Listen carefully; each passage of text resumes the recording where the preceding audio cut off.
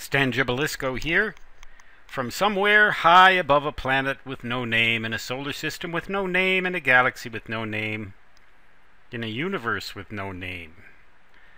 I'd like to talk just a moment about the three basic bipolar transistor circuit types, and you will find this information in my book Teach Yourself Electricity and Electronics, 5th edition, a link for which I have placed in the description of this video, the Amazon.com link for this book.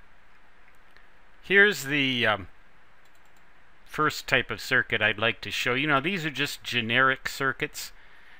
The components are simply numbered. R1 and C1 provide bias for the emitter, and so on. R2 and C2 and R3 are associated with the base. R4 provides bias for the collector. The R3 and R2 combination provide the proper bias for Class A operation. In this example, C2 blocks the input, keeps the input circuit from being affected by the direct current here. And C3 similarly keeps the output circuit from being affected by this direct current. Blocking capacitors here.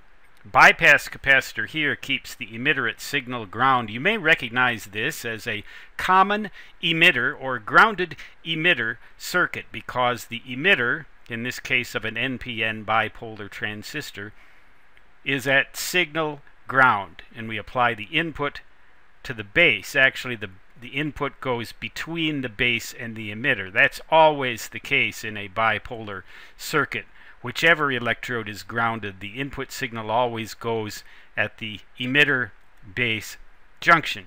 So this circuit, again, is called a common emitter or grounded emitter, and you can recognize that by detecting the fact that the emitter is at signal ground.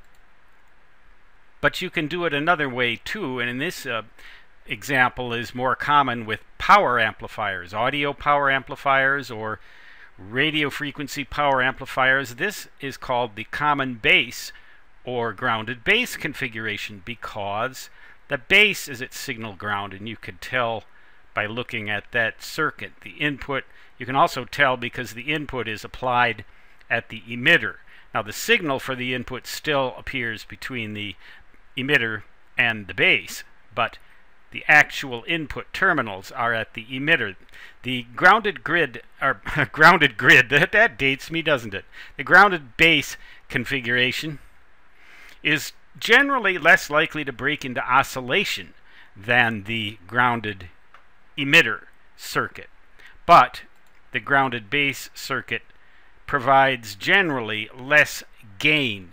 So this particular type of circuit is favored for radio frequency amplification because you don't want a radio frequency power amplifier to break into oscillation. That's known as parasitic oscillation, an excellent topic for another video. There are many, many ways that people have tried to deal with that problem. I had an amplifier once, an outboard amplifier made by a company whom I shall not identify. I don't believe they exist anymore as such, but that amplifier broke into parasitics, and it was a mess.